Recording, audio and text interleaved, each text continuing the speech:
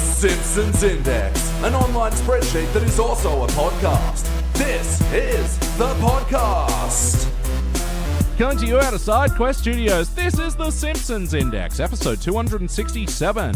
Hello out there, I'm your host, Elliot Jay O'Neill, joined here as always, except when he's not, by BT Calloway. What's up, thirst traps and butt flaps?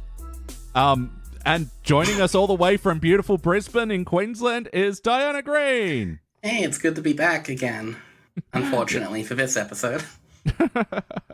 Well, what is this episode? What is this podcast, first of all? Well, this is the Simpsons Index, the podcast that reviews 2 episodes at a time, but the catch is each episode must come from the same season, but be released in different years. And although the second episode shares thematical story elements with the first, they're not actually, it's not a direct sequel per se. Anyway, that's the format this week. Yes. Wait, you mean you don't do that every single week now? How many more episodes do you think you can get out of that? We're just changing the format all over the place. Some weeks we'll review 1 episode, some 2, but 3. Sometimes half. Yep. Yeah, that's the real testing episodes where it's just like, okay, we're just recording this podcast now because we needed a break. Welcome to 1/10 of an episode. Yeah, that's where we want the Simpsons Index to really stretch out because we are surprisingly catching up to them. I know. Have you done every Tracy Ullman short? I know you've done a bunch. Yeah, finished the Tracy Ullman shorts. Haven't All done the of them. Disney shorts yet. Oh, God, I forgot about those. Yep. Still haven't done the movie. We'll still yet to figure out a plan with that. But Podsnicky of Springfield monopolized it. yeah, I mean, when the best has already done it 5 times, why try to do it once? Yeah, but we got her for completion.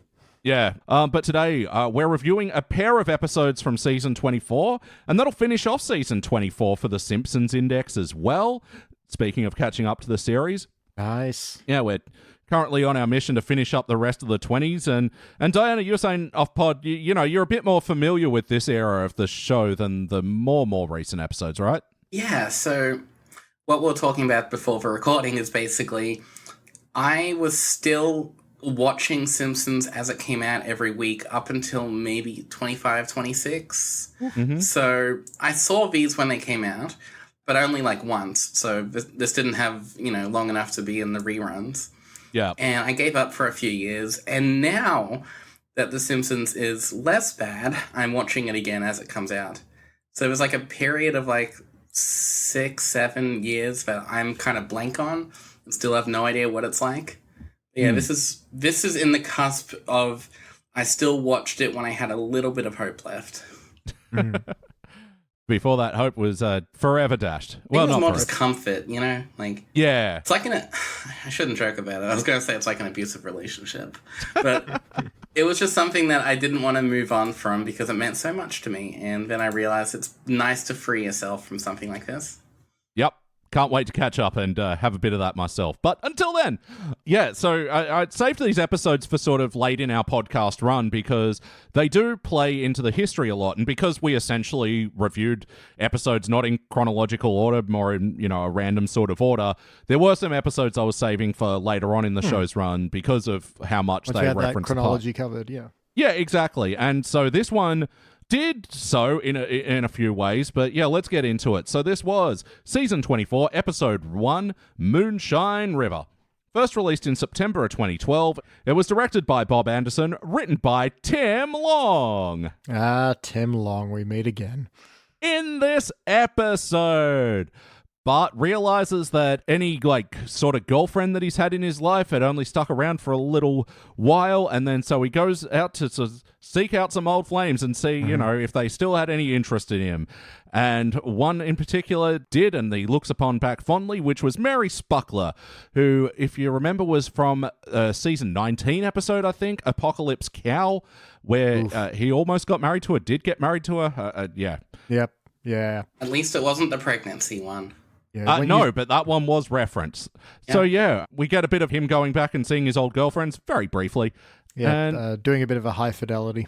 And I noticed that's it. Hey, they brought back the old voice actors, like the old celebrity guests for that. That's it. This episode has a lot of guest stars, and we'll get into that. But also, it is a Simpsons go-to episode. They go back to New York and only sort of acknowledge the previous time once. Sort of. Yeah. Hey, y'all, what'd you think? Look, I'll sum it up like this. That was the sound of a deep cleansing breath of just... Calm blue ocean, calm blue ocean. Yeah, not even... No, that would be rage. This is just... Okay, alrighty. Yeah. Yep. This episode kind of happened, but it's already escaping my brain. If I didn't take notes, I'd swear I dreamt it. A really glowing review from our panel right here. Nah, this one... I'm glad I was sort of having dinner at the same time because it kept me doing something active while watching this episode. Yeah. Like, this is an episode that begs you to look at your phone. Now, what'd you have for dinner? I had Indian food, and you know what? A very disappointing butter chicken. That is a shame. Oh, this has been the Dinner Index. I give that a participant. Good night, everybody. I watched this when I was hungry, and then afterwards I realized, wait, I forgot to eat dinner today. Wow. I had dinner before even watching it. We're on all different kinds of the spectrum. Let's talk more about that. The three kinds of people. So have you had dinner now, Diana? Yeah, I had dinner. I got it in like the 10-minute period between this and talking to you. Excellent. This is And it was the most exciting thing to happen in the last half hour. Hi-oh. Well, let's have a look at this and see if we can... nothing's going to be as exciting as getting dinner in 10 minutes. But BT, we'll start with you. For better or worse, what's a moment from this one that stands out to you? All right. I think I started off like trying to flag all my like favorite parts, or at least the parts I thought were pretty good. Yeah, the one of which was just Homer walking into Bart's room with like a microwave and a whole bunch of popcorn and says, well, I'm going to take a popcorn bath. It's a thing I read about in a Men's Health mag in a dream. I just kind of, I don't know, it got me. I was surprised that made me laugh, but it indeed did. Yeah, right. And that's my highlight for this episode, everybody.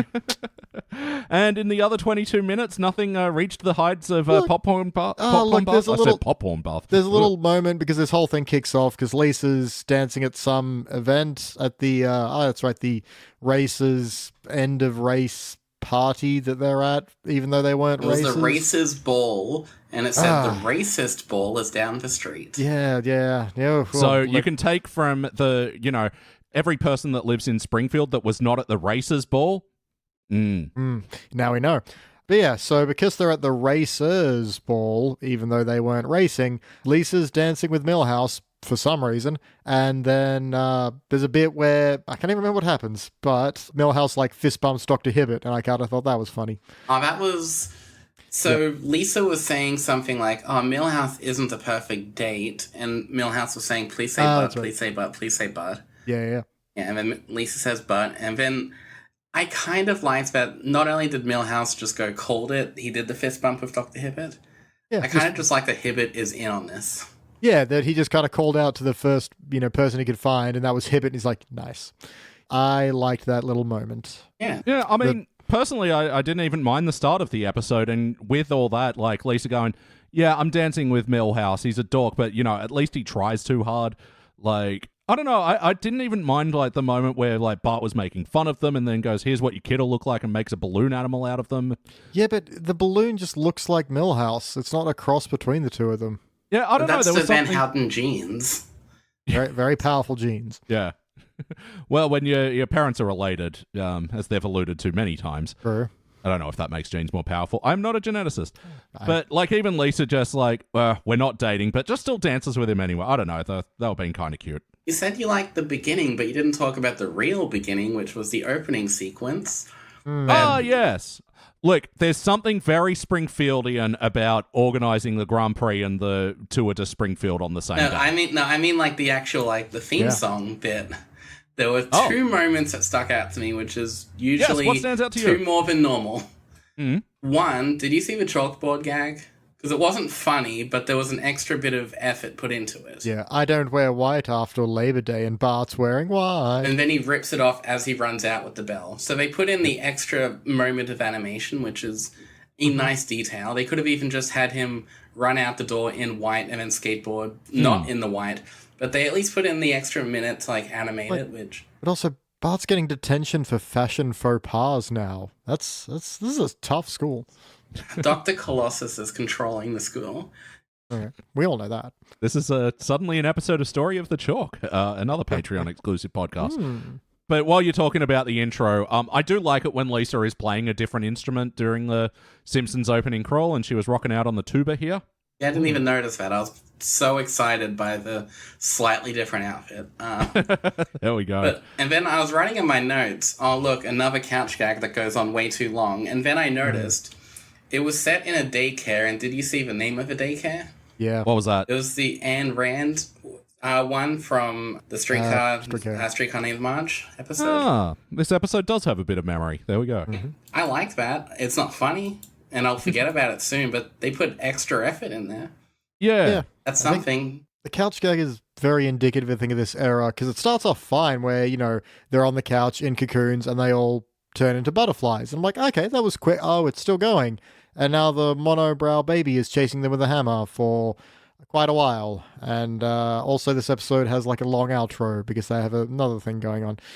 Yeah, they're really padding this one. Yeah, I think this is like around the same time, maybe a bit after the first extended Simpsons short that wasn't on Tracy Ullman. Anyway, the Playdate with Destiny or whatever that aired before some Ice Age movie, I think. Anyway, so they were all up a bit on doing these Maggie shorts as well as, this is the era of the extended YouTube fucking video The YouTube couch gag. But also, it's seemingly the era of Simpsons doing in-episode competitions. Like, it was only the previous or maybe 2 seasons ago where they did the Should Ned and Edna Stay Together competition. And they end this one with a Draw a Simpsons couch gag for us competition.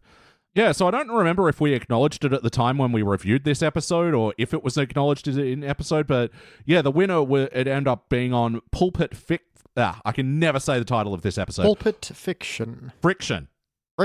Oh. Yeah, Pulpit Friction, because there's friction between the pulpits. Yep. No, anyway. gotcha. But we reviewed this one back in a Wasteland, so of course the memory's going to fade a bit. Yep. Wasteland madness took over and took the memories from. And took our beans. But beans! the couch gag was the Simpsons are skydiving. Homer's parachute breaks and the rest of the family crash into the couch and fall into the couch, which breaks the couch. The couch gag then segues into the episode. Okay. Yeah. I mean, that's all right. That's fine. I don't know if it's competition winning worthy. Look, I'm sure a couch gag is better if it's not described, It's true. Family all run into the couch and then Bart gets squeezed out and flung into the air. They stand in front of the couch, but unless begin suddenly doing the can, the background drops away to reveal elephants, jugglers, and more.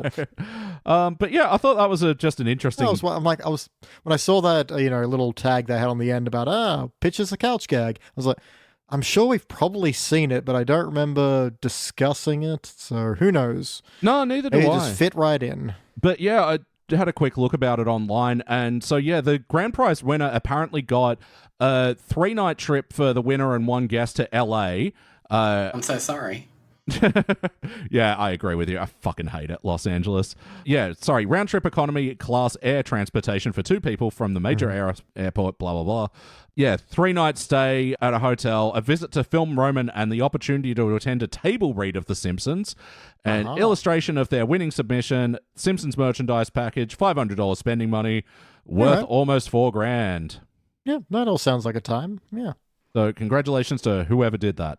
And what stands out to me from this one, look, it's going to be just Bart's little high fidelity going back and visiting all of his ex-girlfriends. Man, I'm just so sad that this reduced it to a montage, given how much dead fucking scenes there were in this episode and how much fat you could have trimmed, because I would have loved this to get fleshed out, because they got, every ex-girlfriend that appeared in this episode was voiced by the original voice actor. They didn't have Jessica Lovejoy, they didn't get Meryl Streep on this one, but they got, deep breath, Sarah Michelle... They don't have Streep money.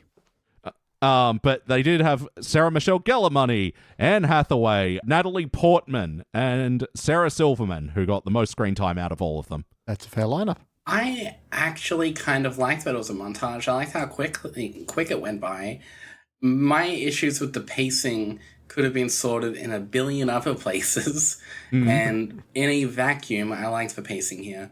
I just like them basically opening a door and slamming it on them with a quick line, so the actors can get a paycheck. Yeah, I guess it annoyed me in the sense that especially because with Sarah Silverman's character, we had a problem with it at the time, just how much of a weak character this was, and it seemed Which one was hers?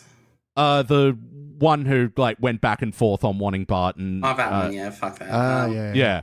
And it's just a very un-Sarah Silverman character as well, especially since after School of Rock she goes, I don't want to be anyone's fucking bitch girlfriend anymore. And here she was the crazy girlfriend. Yeah, that's right. And it just feels like a very shitty archetype of a character. And anyway, I'm glad they didn't spend the extra time to focus on the pregnant girlfriend that had Bart's baby as the episode went. We'll be clear that wasn't Bart's baby, but this one might have been Jimbo's baby. Maybe. And it also wasn't voodoo. Who knows? any of the babies Bart did with the magic on his That's school right. teacher. Bart's had a lot of babies that aren't technically his. Yuck. Yeah. It's a great What show. season? Oh, that was season 25. Yeah, so they haven't acknowledged that part of Bart's past Oh, yet. good, because it would have been weird if, during the montage, it just showed opening up some teacher's door, then a cow's door. Yep, the brace horse. Yeah. Yeah. But yeah, returning as Mary Spuckler is, Zoe Deschanel. So, how did we like her in this episode? She got taller. A little bit. She got taller. Her design in the previous episode was more like Bart's height. And here she's... Interesting. So she left the Springfield time bubble and actually aged. Fascinating. The pieces fit. There we go. She was fine. She was one of the better parts of the episode. The performance, I think, was fine. Yeah, I'd have to agree with you because, as well, like I was talking before about fat that needed to be trimmed from this episode, I'd say when they go to New York, that's where this episode really falls apart for me, is because... Yeah, surprising. Once you're in the location and the plot is going, it falls apart, which is... All right, surprising. Well, especially because, from the outset, this episode is touting itself as one with memory, They are acknowledging Bart's past, they're getting the voice actors, this is an episode where Simpsons are claiming they have a history. Yeah. And yet they return to New York, and the city of New York versus Homer Simpson, the events of that episode are barely acknowledged in this one, save for one Klavkalash reference. Yeah. And that really bugs me, especially because, okay, Simpsons repeat plot points, whatever. What new do they do with them? And this honestly just felt like just a whiteboard version of Simpsons' go-to episode that was commonplace at this time. And it's reminding me of a time when they weren't so whiteboard righty. And for anyone playing at home, the plot beats of this in terms of Bart's story is he goes to New York to find this girl. He finds what's she doing there? Doesn't matter. Then Cletus shows up, tells her she has to come back, and then she gets away. That's everything, and barely with any extra added on. I'm not really even skipping over a plot point or a mood or a theme or anything. Skipped over a song that was okay at best. A song that recapped the plot up till now, which is exactly what we knew about this episode. Yep. That just so much padding and filler into just empty space on this one. Yeah, and so they're running a B story as well with Marge and Lisa trying to do the exact same thing they did last time they went to New York and experience the culture and try to see something on Broadway. Which, come to think of it, they did. They went to Kicking It, the Betty Ford Clinic musical. With a much better song in it. Yes. They should have had Bart go to Mad Magazine in this. That would be fresh. Where would they go these days? Whole magazines are dead. Yeah. Oh, look, I got a surprising decent chuckle out of, the crab collage reference wasn't great, but, just cuts to, Homer's like, there's that crab collage guy again. Then he owns a huge restaurant and he goes, yeah, it used to be a bookstore. Books. And I don't know, his delivery on just laughing and then books, it got me. I'm hoping your bookstore doesn't turn into a Klavkalash someday. I mean, it's happening. I can't stop it. You can't start the march of Klavkalash. Nope. But yeah, and again, just the point that, okay, so you're retreading same ground. What are you doing different with it this time? Yeah, similar that Marge and Lisa are going to experience culture in New York. But you know what? New wrinkle this time. They're trying to do it on a budget. They're said from the outset of this episode that they didn't have the money for this trip. They had to do a house swap, but they swapped Flanders' house. And they're on a tight budget. But yeah, I don't know. The Lisa Marge scenes just did really nothing for me. I don't know. How about you? Nah, nothing. I liked the concept, but that's because I liked the concept when it was done over 20 years ago. Yeah, I think that's the thing. I like the ideas, but the only notes I have on Margin Lisa's entire plot line is I like the guy handing out cuckold horns at the Shakespeare festival. And then there's this bit where they're like, no, well, all the actors, quit for whatever reason. And then Lisa's like, no, we can put it on ourselves. Who's with me? And then there's this long bit with this guy who comes up. He's like, oh, I can do it if only you. I'm not a professional. I only was in this one. And it just goes on and on and on. It's like, I was in a Taco Bell, lad. Please let me in it, but I've got horrible stage fright. Those beats, but over a minute. Yeah. I hated the whole thing, but I did kind of like the I have horrible stage fright as soon as Lisa gave in and let him come on. That was like a reverse extra beat. That was like a terrible joke with a decent end to it. But yeah, it's one of those ones where Lisa's going, oh, for God's sake. And it's just like, yeah, I feel that. Yep. But yeah, Beach, you rode past the funniest part about the cuckold horn guy, because he's one of those like, popcorn, get your popcorn. But yeah, all those Shakespeare props, like the frilly little collar thing and the cuckold horns. And yeah, throws one out to a guy who goes, yay. And then his wife like leans over and kisses another guy and he's like, yay, it works. It's like, yeah, all right. Simpsons being positive about alternate sex, I'm sure that's what they were doing, Elliot, and not just putting out a cheap gag. Hey, as far as cheap gags, it felt positive and inclusive. Oh, well, there we go. You heard it here first, folks. The Simpsons gone woke in 2012. How is the wackiness in this episode? Extreme. I have a lot of whack is my most noted aspect of this episode. Well, yeah, I guess starting out with the Grand Prix versus the bike race. Yeah. Again, it was really stupid, but I found myself enjoying this opening. I think it just got there in terms of, Springfield is the only place that they would not think about the logistics of putting this together and just do it on a whim. Okay, I can buy into that. It doesn't quite get sold well enough for that to work, but yeah, it was a means to an end, and I was okay with that. Yeah, what do you reckon, Diana? I've seen worse pointless openings. I knew going in that this would be here to, fill up a few minutes. It did that okay. Yeah. There's a lot about this episode I could say is, fine, but I don't think any of that really happened until Mary Spuckler got involved. And then whenever she wasn't on screen, it was dead air, essentially. Yeah, pretty much. And even then, it wasn't even great air when she was there, but something happened. No, that's just it. a lot of nothing. No, and like Beach was saying earlier, is that the plot beats of Mary Spuckler were just so little and insignificant, and then the song was just eating up time recapping the plot is just, it had such little momentum to it. But yes, as people, longtime fans will know, the Simpsons Index are fans of Ken Burns, so I do appreciate a good Ken Burns thing where, because they organise the Grand Prix, and then after the starting line, immediately there's a construction zone, and the workers take a break to watch Ken Burns' Empire State Building, first episode, The Basement. Yeah. I did like the basement joke. Yeah, and Ken Burns, one of the guest stars of this episode. Oh, really? Nice. Yeah, sorry, I'm just looking through the guest stars, making sure we ticked off. It's extensive. I saw it scroll past, and I was trying not to pay attention to it so you could surprise us all.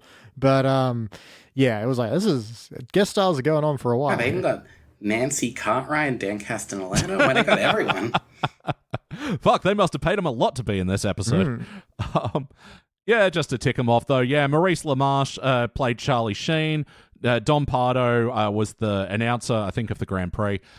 And Al Roker as well was playing himself in that scene where Bart's trying to make an excuse to, I'm going to get Al Roker's autograph. Then Al Roker shows up. Yeah. There was a decent back and forth between, here you are, young man. Oh, well, now I need to go sell it. Oh, I'll buy it off you. It was just being too accommodating. Yeah, sure. Wackiness, I got one of the, Formula One cars hits crazy cat lady, spins around a bunch of times, ejecting cats. Oh, yeah. Let's see. Moe's cheating on his inflatable doll. It's the other one's just there as well, implying that it's sentient and it came on its own accord. So, what are we to believe? This is some magical inflatable sex doll? I mean, look, if they exist, we need to know in this universe. It's going to be important for canon going forward. So we get a Mo-focused episode where he goes back and visits all of his old sex dolls. Look, you say it in jest, and yet, if we can have an entire episode dedicated to his bar rag, that at least has more of a plot line to it if he's going back to his former sex contraptions. It will be called Mo and the Real Girl. Yeah, see? Precedent. It could even be a parody of something, so there you go. You think he used his bar rag as a sex doll when he got desperate? Yes. That's the thing. They're waiting to get Jeremy Irons back to record that little... Ugh. Ugh. I mean, ugh. And that robot thing he has sex with in Camp Krusty, I can't remember what that was. So, Beach, I you don't were wanna saying think- you had more notes on And one. the panda and the whale that he kept Do behind you the want to bar. move on, Elliot, from Mo's sex life? Is that what you're implying? All right, I mean...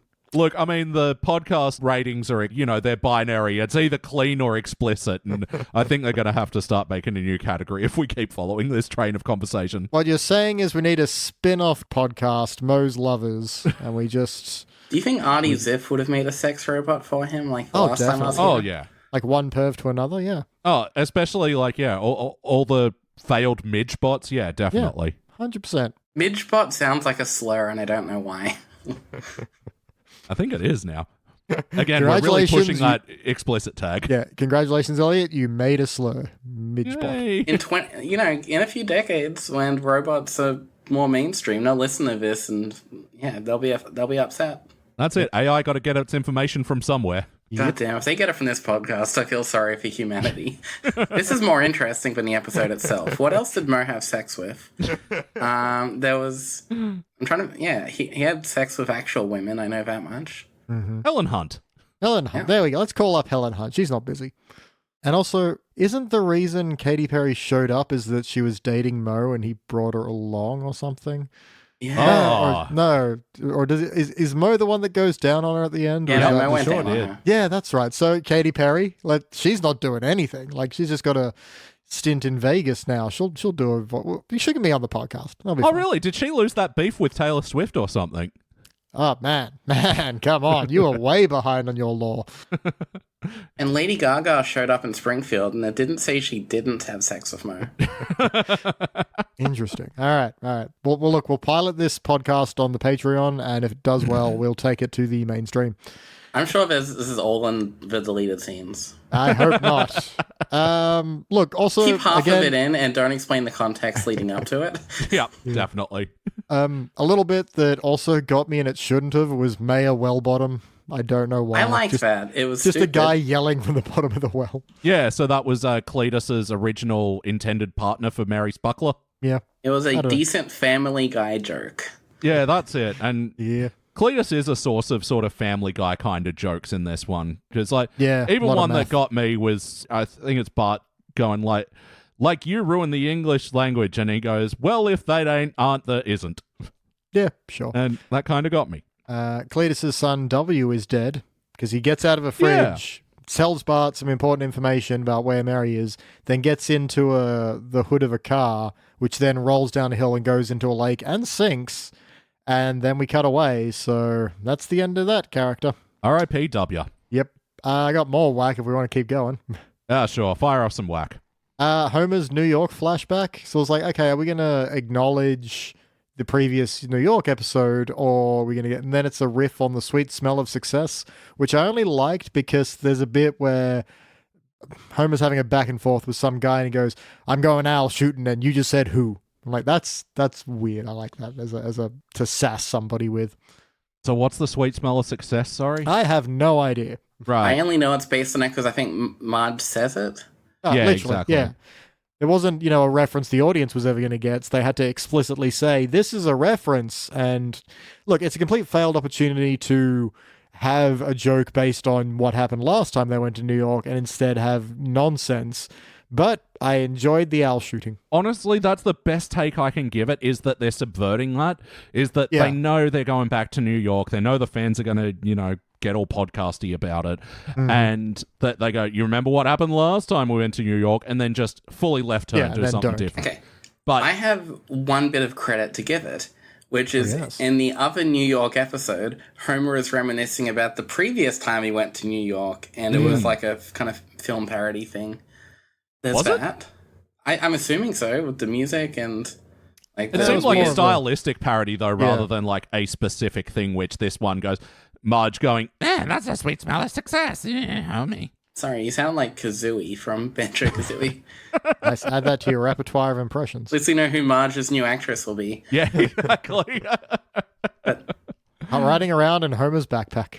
Just to be a pedantic piece of shit, I would have liked it if Homer was like, oh yeah, the last time I went to New York, and it was the party posse blowing up Mad Magazine from season 12. Because that was also another New York visit. Yeah. True. Oh my God. Yeah. Homer's been to New York quite a few times. No, And that's all of true. this happening in the same year that Bart's 10 years old, which is a really busy year. Yep. Yeah, don't you remember when we went to New York earlier in the year? Yeah. And the Twin Towers were still there, which Oh they my make a joke God. about. Fucking hell, this And was... I think that was that that line. joke was specifically a reference to the other New York episode because Homer hated the towers in there because he had the pee and he was waiting for the cop to come by. Yep. So he hated those buildings, and then Bart is like, oh, they got rid of those, the two buildings you hate most in New York. They've been obliterated. But Old Penn Station and Shea Stadium. And it's just Yeah. like, fucking hell. Like, you know, this episode was like 11 years after that, and this is, you know, another 12 or 13. I'm still like, too soon. Like, Yeah, I it's bet- just... Ooh. But I think that was... Because I didn't care for the joke, obviously, but in addition to just being... Like, they could have just said, oh, you know, since they got rid of those buildings, and that would just be a generic 9/11 joke, but because Homer specifically, famously hated the buildings in that one episode, I feel like that is a really deliberate callback. yeah. It's not just a clever collage. Yeah. They also did, Homer's hate for the World Trade Center, which has aged beautifully. Well, on the other side of hate, there's love. What did we think about the heart in this episode? First of all, seamless segue. My gosh. Thank you. None. Like in a story all about, you know, finding out if any of your ex-flames even like you anymore, I really felt nothing on all this. Mostly because Mary Spuckler is so inconsequential to it and doesn't really have anything to do. And also just moment where it should have felt something is, you know, Bart tracks down where she lives, runs up to the bell of the building, hits the buzzer with her name on it, and nothing happens. And he's like, that's it, I give up. We're never going to find her. And it's like, dude, she's just not home. Like, come back in an hour. What the hell? Okay, so I remember in the previous episode with her when the cow was involved, I remember that Mary looked shorter, and I looked up pictures, and yeah, Mary looked shorter. But I don't remember much of her personality then, but I'm willing to assume this episode was a complete rewriting of everything about Mary Spuckler except her family. And it feels like just a lazy way to introduce a kind of, like, love drama into the show. Because it's basically a new character with a tiny bit of history between them. So instead of writing, how did Bart meet this girl, and then it ended, they just assume we already know how it started. Doesn't feel like the same character from season 19. It just feels like they're just being lazy.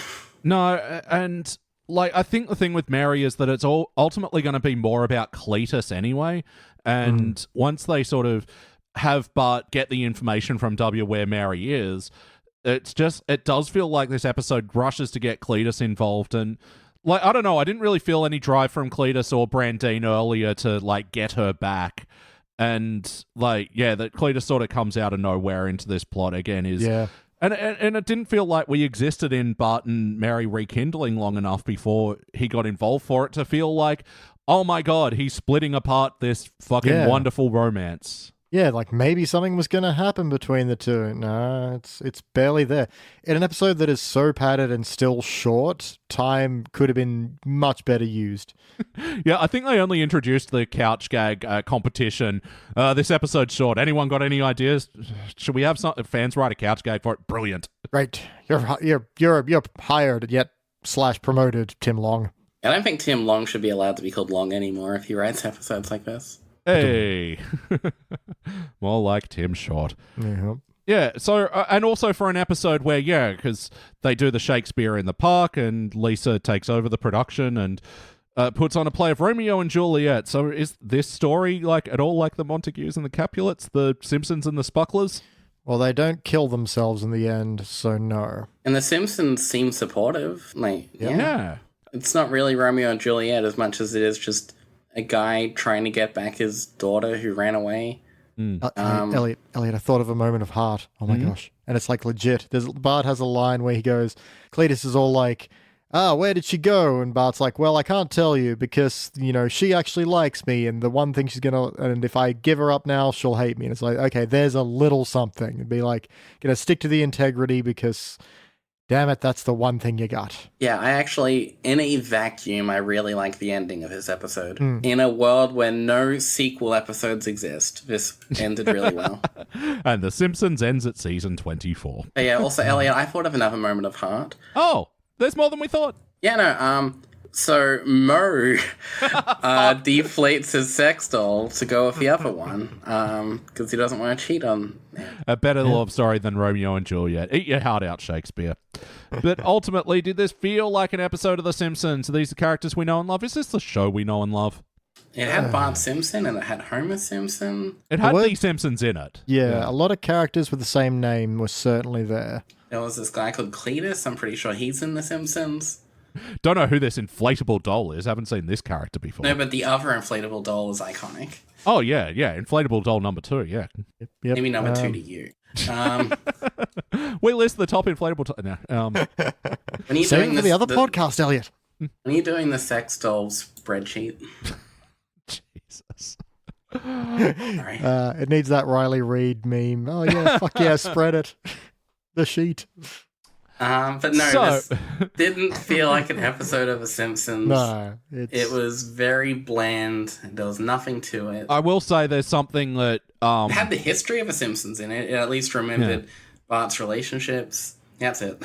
That's why it exists in a weird place for me, because especially with the whole New York thing, this is like, okay, this is exactly like a Simpsons now. This is exactly how a Simpsons travel episode would go. They just whiteboard a bunch of shit and just try and tick a bunch of boxes. Whereas, New York, they built a plot. And the reason for, Marge and Lisa going to a few places in this one was to contrast Homer's bad time with their good time. This does nothing more than, it does feel like tick a bunch of boxes to me. Yep. Yeah, so the few things that they do different with Lisa and Marge's things are, just not for the better, because, that PlayStation, what the fuck? Shakespeare in the Park, Lisa has to replace the cast with audience members because the Baldwins and the Sheens, who were meant to be the cast of this one, are fighting. Oh, is that... good Lord. Sorry, you said earlier that someone had voiced Charlie Sheen. I didn't remember him being in this episode. And I'm like, oh, is that... Fuck. Yep. Yeah, the two most famous families. They are the Capulets and the Montagues. They are New York. But yes, no, would you watch this episode again? No. When I am invited on another podcast to talk about this episode and I'm forced to, I will. But until then, no. Yes, that is the only instance, I believe. Yeah, I'm not going to watch this one again. But BT, what would you like to change about this one? A lot. Use your time more efficiently. Give more of a conflict about why is Mary Spuckler even in New York? She's clearly doing well because she has her own place. They have a throwaway line about her being in the ensemble. Being on Saturday Night Live, and then she has a clip on her phone of her during the introduction of Saturday Night Live. And then she's like, I'm just kidding. I've got a writer-performer license. And it's like, but you're in the opening thing. All right, sure, fine, whatever. But the fact that isn't a point, like, surely she went to the big city to try and make it, and she did, should be more of a point of contention, especially when her father tries to drag her back. That should matter, and it doesn't. Her entire presence in this could be replaced with a lamp that Bart really liked, and then it went missing one day. Jesus. I don't know if an apartment can lease out a thing to a non-emancipated child. And there was clearly no emancipation going on, considering, her dad was actively looking for her. Oh my god, you can write that into the episode so easily. Yep. It's Cletus. Fuck. Yep. Yeah. It would have been talked about how she tricked, someone into renting a place or hiring her or whatever. Maybe she's, got another person she stands on the shoulders of and passes off as an adult in a trench coat. They could have made a plot for this episode and it would have helped a lot, I think. She could have put an inflatable sex doll on her shoulders and had everyone think that was like the face and that's the person that's going to, Saturday Night Live. Is it a good idea? No, but it's an idea. Yeah, just have your characters mean and do something. It's really kind of script writing 101. This just feels like going from sentence to sentence until it's over. How about you, Diana? What would you like to change about this one? Probably about 20 minutes of it. I'd scrap out a lot of it. I would make the love interest be someone who was either like an actual existing character with the same design and personality as someone before. Like, what if we got the same version of Mary Spuckler that Bart almost married, and not someone who ran off to New York to make it big? Because that's not what Mary Spuckler was like in season 19 or whatever.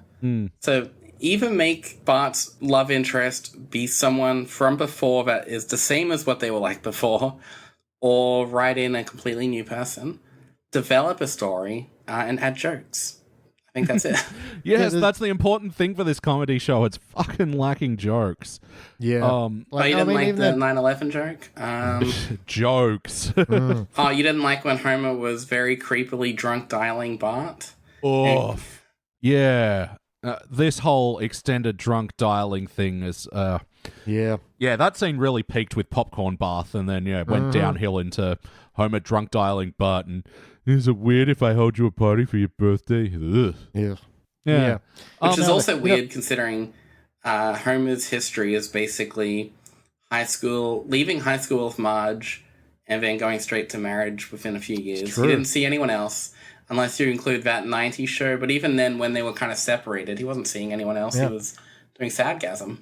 Yeah, but again, it rings especially true for an episode that pretends to have memory but also doesn't. That's where I agree with you, Diana, that Mary Spuckler, it could have honestly been any of his previous girlfriends. Or they could have just made one up. That would have been fun. Any of the ones they could afford to bring back. For real. Look, and I don't know, BT brought up a good point before, whereas, I agree with you, Diana, that, Mary Spuckler should be brought back to her season 19 thing. If you're going to evolve her, she would have had to fucking swindle her way to get to New York, and maybe she's turned into a person that Bart doesn't like anymore, and just, I don't know, just introduce some stakes to this. That'd be a big turnaround for Bart, is to be like, he meets up with her and finds out she does still like him, but he doesn't like who she is. And there's something about, growing as a person to realize, this was a fling I had when I was 10. Sure, he'll be 10 forever, but, not to take too much from that or to learn something from it. This episode brings up how expensive it is to go to New York. How did she get to New York? Yeah, exactly. And how is a 10-year-old, a 10-year-old could write and perform for Saturday Night Live? I mean, probably. Yeah, but also, that could be a funny thing of how did she actually do that? But yeah, it wasn't. It was this. And I think it's time to move on to the final stretch of putting this episode behind us with the final notes. Deflating this episode and putting it in your pocket. I'm too late to try and write a parody of New York, New York. So final notes. That's my New York, New York parody. Notes. The notes that are final, these notes that we've made now, we're gonna say now. Look, I'm no Alicia Keys, okay? Diana, what are your final notes? God, you're not? I liked when Bart had his little you keep box on falling under his... for it. Sorry. Diana, go on. When Bart had his box under his bed, where he had the photos of his exes, there was a little thing that just said, ravioli that looks like me. And I liked that. That was probably the best joke in the episode. I didn't see that. Oh, that's awesome. I like that. I kind of liked the joke when Homer and Bart are on a subway train, and it's very crowded, and they're like, okay, we'll take the cab. And then it shows them on a cab, and it pans out, and the people sitting next to them are also on the cab. Yeah. No, I thought that was a great sort of implication joke where it was they were traveling as this little foursome anyway. Yeah. But yeah, then I didn't like the follow-up where it's the cab driver goes, anything you leave in here is going to disappear forever, and Homer tries to leave while Bart is sleeping in the cab. Yeah, that's why I try to tune out whenever a joke is halfway done, because I know if I'll put an extra beat on. The follow-up is not going to be better. Hey, it worked with Popcorn Bath. Hey, that joke's great. I'm going to sleep for the next minute. You go on, episode. I'll catch up with you soon. But I also liked... So one of the aspects of the plot we kind of glossed over is just Mary and Bart need to kind of meet in secrecy because she doesn't want an adult taking her away. And they have a meeting up somewhere higher, up a flight of steps. And the reason that Homer isn't there is because he just doesn't want to walk up the steps. I kind of liked that. It was a simple little thing, very minimal. And I even kind of liked the bit where some guy goes up to Homer and is like, oh, you can't walk, can you? And then he just like cuts out Homer's wallet out of his jeans.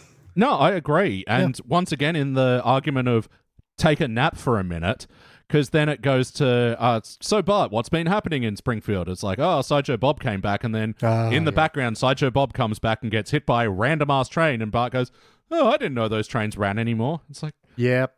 A lot about that is just shit. Yeah, that's all I have. Well, BT, what have you got? I have 3. That's how few I have on this one. I kind of like when, at the very beginning, the Simpsons are trying to drive across the street while the Grand Prix is on, and Marge just has the line of, please, Homer, we can buy Scotch tape tomorrow. Like, yeah, that's a quick little, pointless thing they're doing. But Homer calls Bart an unplanned miracle, and I think that's a great name for a lot of things in life. Well, yeah, because Bart goes, how did you lock down Marge? And he goes, look in the mirror, you unplanned miracle. And I'm like, yeah, I didn't mind that. Yeah, so it feels like it should be like a rank on the Simpsons index.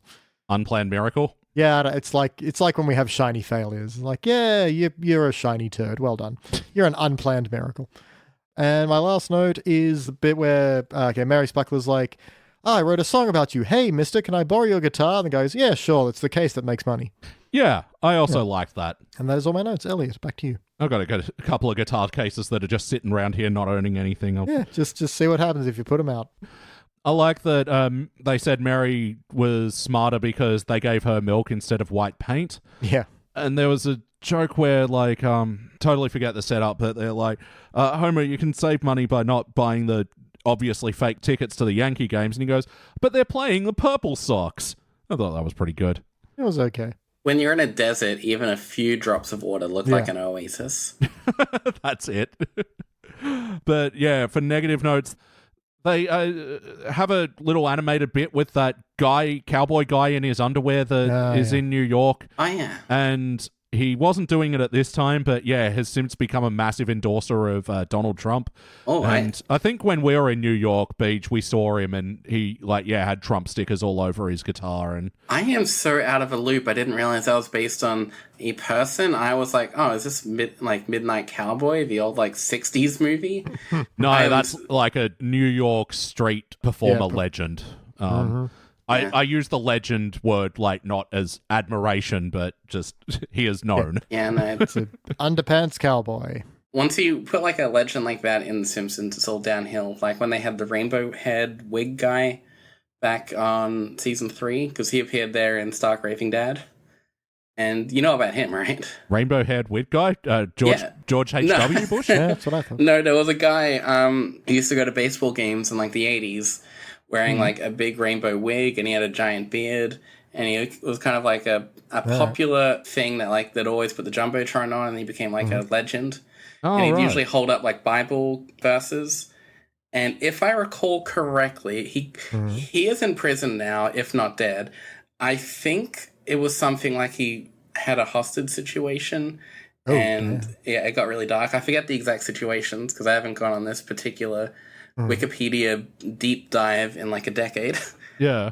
But, he was on The Simpsons briefly in Stark Raving Dad. He was one of the many people outside the Simpsons house when Michael Jackson was showing up. Yeah, wow. Yeah, so you learn something. You can learn things on the Simpsons Index. It's an educational podcast. That's why they deserve your money. Go to patreon.com. /SideQuest Studios. It's time to rank this thing on the Simpsons Index. We rank using a 6-point scale, which starts down the bottom at failure. Maybe if the episode was meh, you give it a participant. But for the positive rankings, you got okay, bronze, good, silver, excellent, gold. But for the best of the very best, the ones the Simpsons could not exist without, you give cubic zirconia. I'm going to go first. Let me show you how it's done. I'm so close to a failure on this one, but it is just skirting over the participant border. It does feel like it does have lower left to go, and that's all I got to say about that, BT. I am the exact same page. Someone could fail this, and I would certainly understand. I could fail this, and I would certainly understand. But ultimately, there's not enough to grip onto to even hate or to push into the pit of failure. So it's just going to waft through the mind and be gone forever. It is a participant, but a low one, with that little caveat on it. Diana, please finish it off. You make this so much harder for me. I was hoping one of you would go failure. It is very forgettable and boring, and I almost want to participate it. But I think I have to go failure as a high failure. It does its best, but this is an episode I would actively never seek out. If I still had a TV and cable setup, this isn't the kind of episode I'd even put on while ironing or washing dishes or anything. It doesn't even pass that kind of test. Certainly wouldn't pass a hangover test. There is nothing redeeming about it except maybe the final minute before the couch gag competition with Bart's emotional heart moment. That is sweet on its own. That would maybe even be a bronze level moment, but it's a minute. The rest of the episode is so god-awful and boring. This has to be a failure. All right. Well, averaging out into a dull participant. Seems right.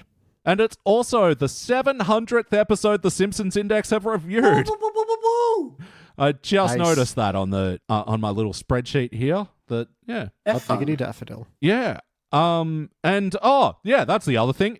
Is that reputation justified? Is that reputation justified? Robert David Sullivan of the AV Club. I can't remember if we had a nickname for him. It's been a long time. Yeah.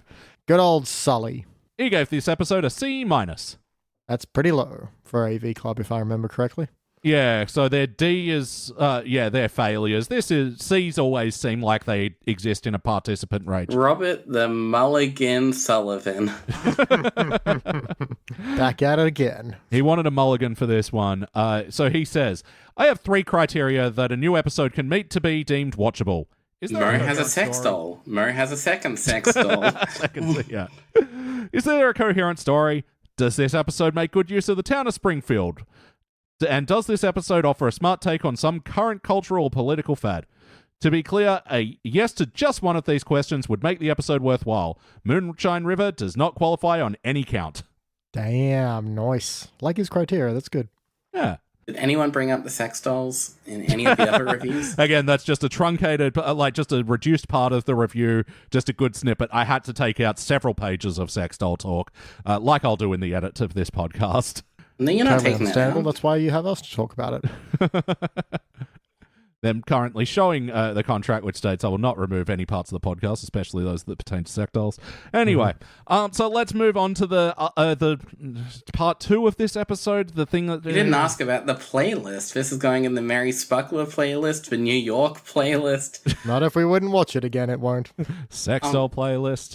I need to be a completionist. I can't watch all the episodes where they go to New York without this one as well. That's it. You can't leave it out now. It'll be forever in so many playlists just because of how much ground it covers in that way. And let's see how much ground the following episode covers. So we're going to take a quick break and watch Love is a Many-Splintered Thing. We will be back. I am not optimistic.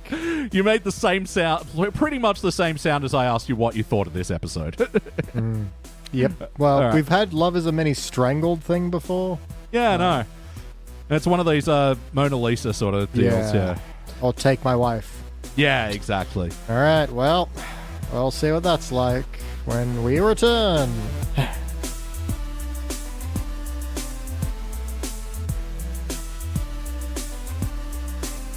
And we are back, and we just watched the sort of second part to the other episode. This was Season 24, Episode 12, Love is a Many-Splintered Thing. First released in February of 2013, it was directed by Mike Frank Polcino, written by Tim Long. Him again. He's back after such a long absence. To do this follow-up. So if the last one was high fidelity, this one is sort of like an Annie Hall take where Bart is doing these little narrated segments in between to sort of set up the next segment where, Mary-Splintered moves back into town and they sort of start to rekindle their love, but he is screwing it up from the get-go and not paying attention to her needs and ignoring her, and then until she wins a talent competition. No, she doesn't win the talent competition, but she catches the eye of a jug band fusion samba producer, and Bart tries the rest of the episode to win her back. Hey, y'all, what'd you think? Fuck you, Elliot, for making me watch this again. Well, at least I didn't make you watch it the first time. No, that was my own optimism that The Simpsons could be okay. And how the optimism was dashed. What about you, BT? Do you want to also curse me? No, it's not particularly. Like, I don't know if I've got anything to say after that hot take. I enjoyed it more than the last one. That's not You love great. it. It's the season 24's first cubic zirconia. Yeah, finally. Really? You like this better than the last one? I found it less boring, we'll put it that way. Oh, it Okay. definitely gave me more emotions. I Yeah. was never bored. I was just angry. Yeah. Whereas in the last one, I was pretty bored throughout. So, Yeah, I guess this one, to its credit, has, and it's only not to its own credit, but in comparison to the last one, it does have a bit more structure and flow and doesn't get interrupted by a sudden unnecessary B story, although it kind of does, but yeah. Although it's all thematic, at least. We'll quickly say that in going back to Disney Plus, because this is the same season as the last one, I saw the thumbnail of the last one and got angry because they have Mary Spuckler in this, very Audrey Hepburn kind of black hat. And that reminded me that at that point in the episode, when she first shows up again, she's talking with a different accent. She's dressed very, fancily, and that means nothing. And we talked about how, what is she doing there? Shouldn't that be part of the plot? And that just really, really made that point very obvious and clear when I was scrolling through. So, yeah, might have to retroactively fail. I don't know. Well, the episode's not technically over, and you do have the standard BT clause, so you might blurt out something later. Always call Jordan. The fact that I could see a thumbnail and go, hey, that's right, fuck you. Yeah. Says a lot. All right, well, let's hook into this one. Diana, we'll start with you this time, for better or worse. What's a moment that stands out to you? The couch gag implied Mo had sex to create little Mo Juniors, and I like that that's a through line with both these episodes. For the Sizzlax. Yeah. But once again, you introduce the couch gag into the conversation, and I'll once again say, Lisa was playing a different instrument. She was playing the violin this time. Other than that, this didn't have a terrible out-of-place 9/11 joke, but it did have multiple bits of pedophilia. Yep. Yeah. That was originally going to be my first thing when Elliot asked, what do you think of this episode? I'd be like, a lot of pedos. And so not only was there quite a bit of pedophilia, we found out Jimbo's dad beats him. We found that out in the opening minutes. So, yeah, it fueled my anger. Yeah, and if it wasn't enough that they had pedophilic characters in the show, this whole thing hinges around and makes several reference to known pedophile Woody Allen. Yep. Well, I do like that Woody Allen at least looked a bit like the design he had in the Japan episode. What was this character? Did he pop out of the caricatures thing? Was he a manifestation of Bart? Was he real? What is this? And then Bart's doing a Woody Allen impression as well, so it's like, where are we with this? Someone watched Annie Hall last night, didn't they? For real. I am surprised that, once in the year 2013, maybe it's just a Tim Long thing that he didn't sort of keep up with the times or whatever, but I don't know. I think it's surprising that we're doing an Annie Hall thing this late. Like, it sort of felt like at this time people were like, not going to really wear my Woody Allen influence on my sleeve anymore. Yeah, I mean, I don't know where we were as a culture on the uptake, but surely not a great vibe around the dude. Yeah, but I don't know. Having said that, I haven't seen Annie Hall. It could be a good movie. Have either of you? Or it is. Like, I don't want to have to be able to say that, but it is actually quite good. And I've never seen it. But after seeing this episode, I don't want to. Not going to put it on the this episode playlist where you watch this and Annie Hall back to back. No, but when Pods and the Key of Springfield get up to season 24, they can do that as the movie to watch. That isn't the Simpsons movie. Definitely. It'll happen. I still have hope. I'm still praying. Oh, yeah. We're all hoping. I might take it out of the pod, but yeah, actually Nick was talking about it on the last pod in that they're thinking about just resuming, but like pretending as if they kept reviewing episodes this whole time and just starting up again at like picking up season where they 10. would've- Yeah. I would love that because I was re-listening. I was introducing Pods to my partner, so it's been in my head lately. Oh, it's still the greatest Simpsons podcast. Like, Yeah. Also, introducing Pods to my partner sounds like a podcast unto itself where people recommend podcasts to their partner. yeah. It could be the next one after we catch up to The Simpsons. But BT, what stands out to you from this episode? For better or worse. Look, I will say the hardest laugh I got in both episodes was just Homer walks into Bart's room at one point holding a magazine called Magazine Holders Magazine. Yep. And that got me good. Yeah. And then I also like even down the bottom, they've got like one of the articles is like the iPad threat. I'm like, okay, that's good. Did it say iPad or was it one of those Maple MyPads? No, it said iPad. Oh, there we go.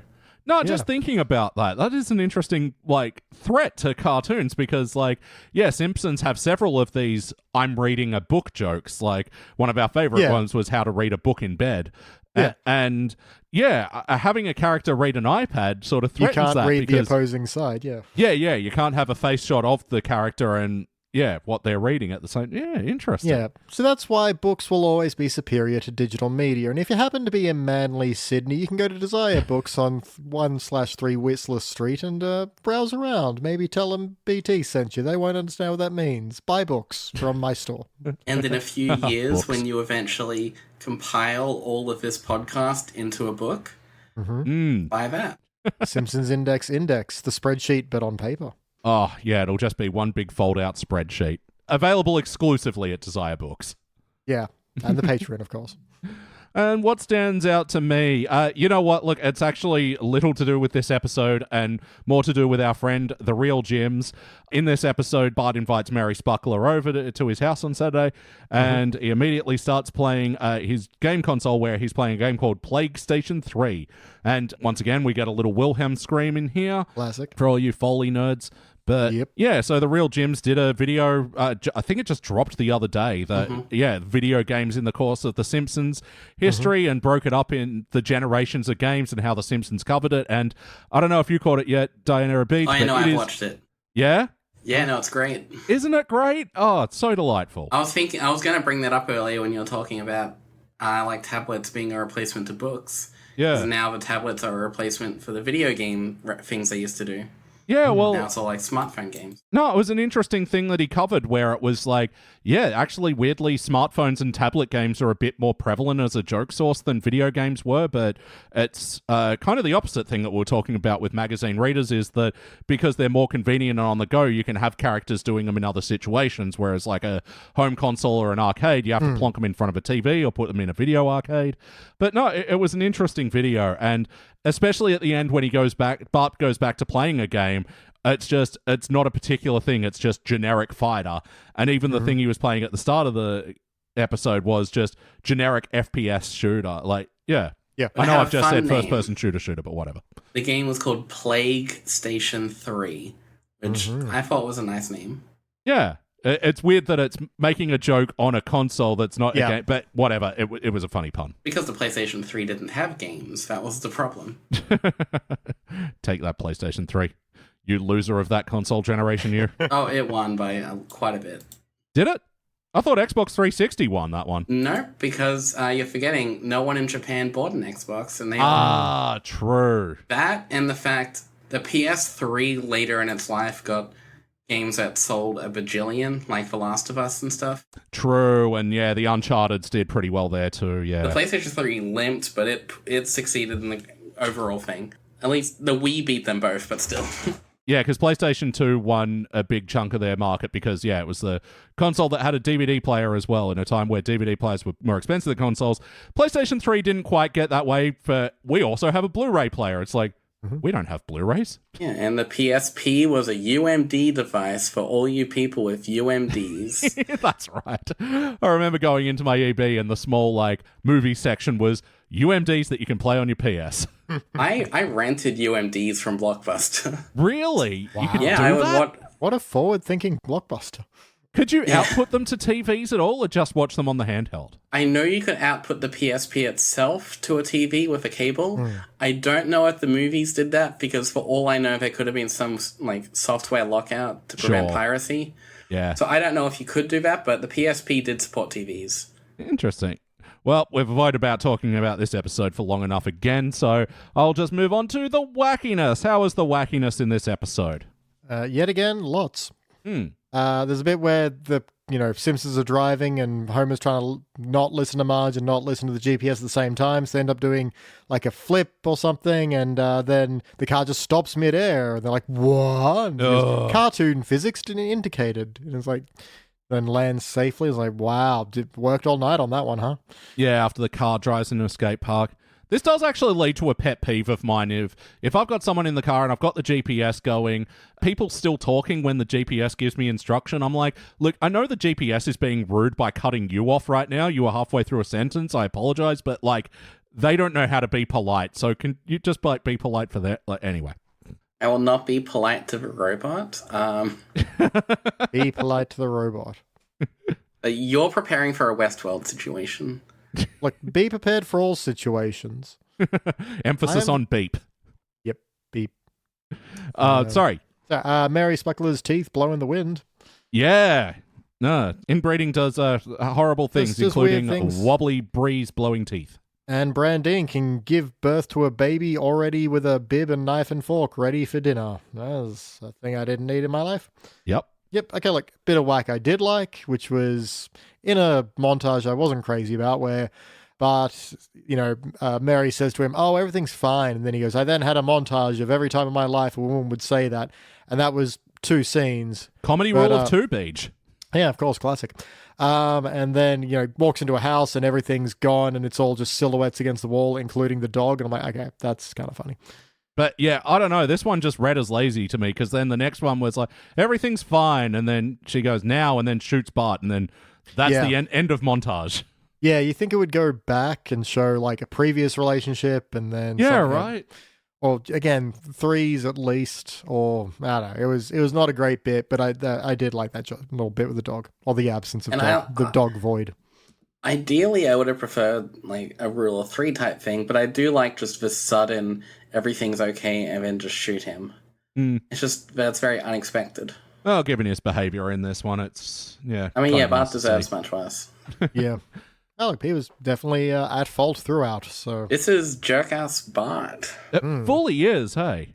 And in contrast to another montage in the episode, which I gotta admit, I really liked this, especially the idea where, Homer and Bart, they've been kicked out of the house, so they've moved into the bachelor pad's apartment, and they meet up with the other bachelors around the pool, and they're like, you know what, we should get a big party happening. What music have we got? Yeah. And the guys go, I've only got, The Passion of Power by Robert... That's it. By Robert Carroll or whatever, the audio book, and he's like, oh, it'll have to do. And then they do this whole big, getting a party together montage. But it's just done to this fucking audio book. I think that's like a really funny joke idea. That is by far the best part of the episode. Not even close. It's even one where I'm like, okay, I think I like the idea more than the execution. I'm like, no, actually, an execution is pretty good. Yeah, if you were having a better time, that would have landed a lot better. But yeah, I think it's one that would shine brighter in a better episode. But by this point, you're a little bit meh. Yeah, because it was fairly meh throughout, and it was a very musical episode in the end, wasn't it? Look, I will give it this. Though, when there's a bit that was, began as basically just a line joke of, Mary meets this producer and he's like, I'm the hottest thing in jug band samba fusion market. And I was like, okay, that's fair enough. But then later on when she plays a song, it is like jug band salsa fusion. I'm like, okay, you pulled it off. Well done. Yeah, it was, again, like the last episode, it was just this mix of, just repeating the same plot points that we had. Yeah, and then the back half of the lyrics were just sort of references to Bart, where does his hair meet his forehead, and eat my shorts and shit. But lyrically, I didn't need it. But yeah, musically, the fact they had what I thought was just a standalone goofy line, and then they actually kind of pulled it off, yeah, I'll pay that. I think it sort of worked to set up the other love interest for Mary to... Oh, and here's my very beautiful-looking son that you've already got the hots for, or whatever he says, yeah. Who dies in the end? Who dies? Well, I mean, at the very end, Bart's all looking at a Facebook profile, and it says married. He's like, married, and then it changes to single. He's like, oh, ho, ho, sends her a message, and then you've got a message from the widow Mary Spangler. It's like, okay, wait, what? That's right. Ignoring the how does a 10-year-old get married part. Oh, she was 13, I think it said. What? Oh, well, whatever. Yeah, that's right. She spelled that out in this episode because we were wondering at the end of the last one. Yep. So yeah, 13 still. Presumably had to have married the only love interest we saw her with, ergo that child died. Yeah. What a A death. lot of pedos and child death and Jimbo getting beaten by his father in this one.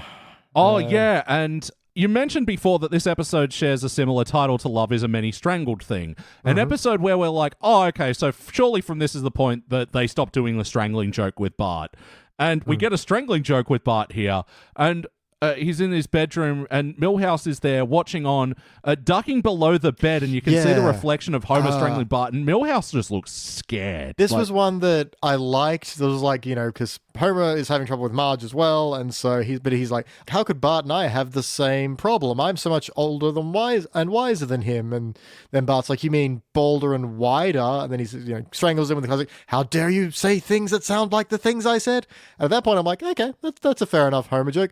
But yeah, that cut to Milhouse just broke its legs. I was like, oh, now I feel awful. Yeah, it takes the thing of, making a horrible situation of a grown adult strangling a child, bringing it to light, and then making it dark again unnecessarily. Yeah. And we had Kirk Van Houten later in the episode agree with Luann that they'll abandon Milhouse. Yeah. Yep. I think Tim Long needed therapy during the writing of this. Yeah, Tim, this is not writing episodes is not therapy. It's not good for you.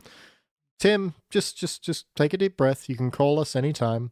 Exactly. We're happy to have you on. We will not be kind, but that might be the shock to the system you need. The other dark joke in this episode, bit of a cartoony moment as well, was so Bart and Homer are at the bachelor's apartment, and then you see Homer get out like a noose. And then Bart just sort of shuts the door with Homer like looking like he's going to throw it over a beam or something. Mm-hmm. And so then Bart has a phone call with Mary Spuckler or leaves a voice message or whatever, and he comes out of the other room and then sees Homer. He'd taken the rope and tied it around the CRT TV, so big back TV, and lie on the ground so he could like have it suspended in midair so he could watch TV on the ground. Yeah. And then it just lands on him. I didn't mind the line of, ow, it hurts my eyes. Again, a lot of suicide in this episode, and a lot of just implied mostly. They go out to the pool and Bart hauls like a skeleton out of the pool with a cinder block tied around it. And in the closet of that place, there was police tape right before he got the noose. Oh, yeah, and it's a boilerplate notification just saying someone died here in the last 72 hours. Yeah, I'm worried about Tim from, 11 years ago. For real. By the way, this was the Valentine's Day episode because it came out February 10th. Oh my god. Who's in the mood for love now? Someone got thrown out on the lawn with his crusty suitcase. I did like the crusty suitcase joke. That wasn't bad. Yeah, Dad, when can I get a crusty suitcase? Yeah. Good misdirect. But, speaking of Valentine's Day, how was the heart in this one? If I felt like Bart had done anything to earn Mary Spuckler in the first place, or wasn't being like jerk-ass Bart, this would have landed better where, she's basically breaking up with him, but he's too dense to get it, so they hug and she gives him a back pat, and he's like, oh no, back pats, and then he kind of, in a moment of fantasy, imagines himself hollow and breaking apart. It was a good visual, but I don't think it had earned that kind of feeling, but fine. This is a massive insult to the end of the previous episode. Yeah. Yeah, true. Where he decides to be a better person, yeah. Way to ruin it yourself. In fact, it's an insult to that entire episode where Bart was seeking out someone that he had feelings for, and in this episode it seems like he just doesn't care. Yeah. I mean, there'd be something to be said about, I don't know, him learning an idea of sometimes you only want something because you can't have it, but... It's learned that lesson like 10 times by now. Yeah, and look, I mean, the only redemption to that is the fact that Bart does the big romantic gesture and everyone else gets back with whoever they were gesturing towards, except for Bart, who stands alone in the shadowed moment. And it's like, okay, fair enough that it didn't all work out for him. That's at least something for this one. Yeah, I will say I hated the fucking grand gesture because, like, the first opening phrases were just self-referential, like, seemingly improvised shit, where it wasn't like, because then the lyrics do become about these guys making these promises to these women, the things that they do that piss their women off that they're making up for. But, like, it opens out with just fucking nonsense. And so by the end, like, 3 people make their promises of how they're going to better themselves, and it's just Bart, Homer, and one other dude, and then somehow because of this, all the ladies are all like, Yeah, that's nice. They let this son and father ramble on for a few minutes. Like, this doesn't make sense to me. Yeah. Especially the guy who's giving pot to his own child. Yeah, you're going to have to do more than a parody of Ode to Joy to make up for it. Maybe the wife was angry that they smoked all the pot without her. I don't know what the issue was. It's not nice to be left out. It's not. No, not at all. And look, there's kind of a, anti-heart moment where Homer and Marge are arguing and Homer says something like, oh, I'm supposed to just decode you like some kind of human being separate from me. I'm like, oh yeah, that's a fair enough amount of awareness without being aware from Homer. Yeah, that sort of theme was running through this episode where Mary was doing a lot of the everything's fine, and then Lisa would pop out of nowhere and go, hey, Bart, pay attention to it, you're losing her. I think it's just one of these things where I think the episode was circling a good idea with nuance and whatever, but they really just took a cornball approach to it. Yeah, I think that's the big difference between this one and the last one, where the last one didn't feel like it was about anything. This one feels like it's circling the idea, and it just doesn't quite get to it. But at least that idea exists enough for it to orbit. It just, doesn't work out. But yeah, the men get this idea to do the big romantic gesture by doing what they should have done the whole time and watching British movies, which is where we get one of the guest stars for this episode. Benedict Cumberbatch was playing the Prime Minister and Severus Snape in the British movie that they watched. Okay. And in love, indubitably.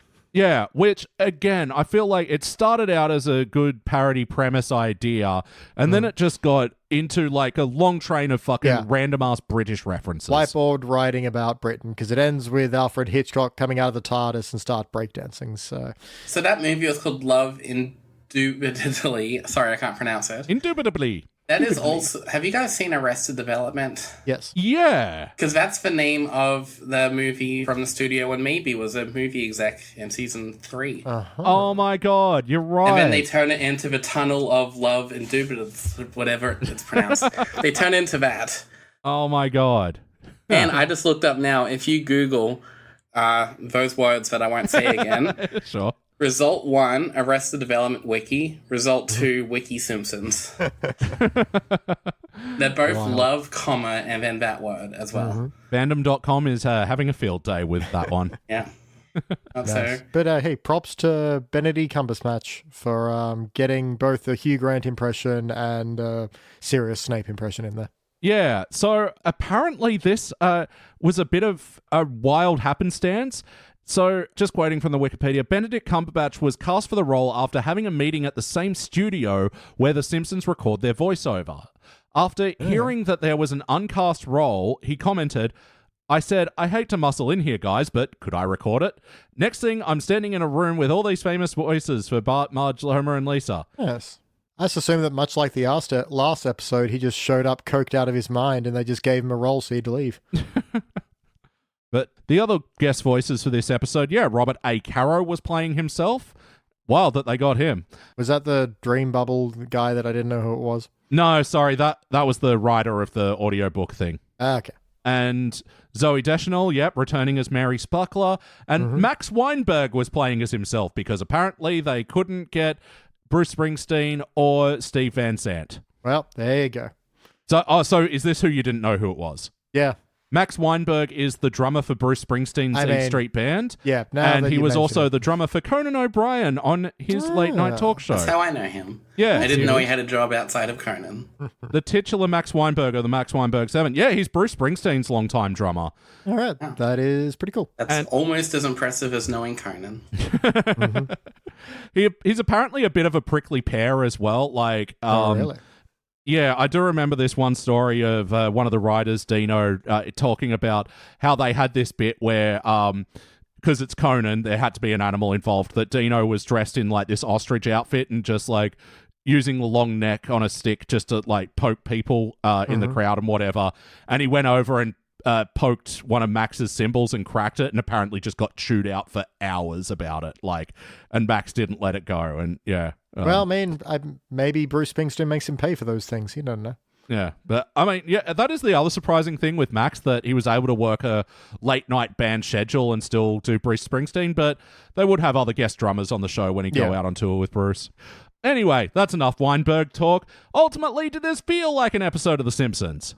More so because, hey, it's circling a point. And a lot of them do that. I would say less so. I liked this episode much less than the first one, and the tone, there was a lot more suicide, pedophilia, and child beating than I'm used to in a Simpsons episode. Yeah, so should we just peel that off? So there was the joke where Bart and Mary were in her bedroom as she's playing the first song that she plays to him. And he's juggling pigs. Yeah, and she gets mad at him for juggling pigs.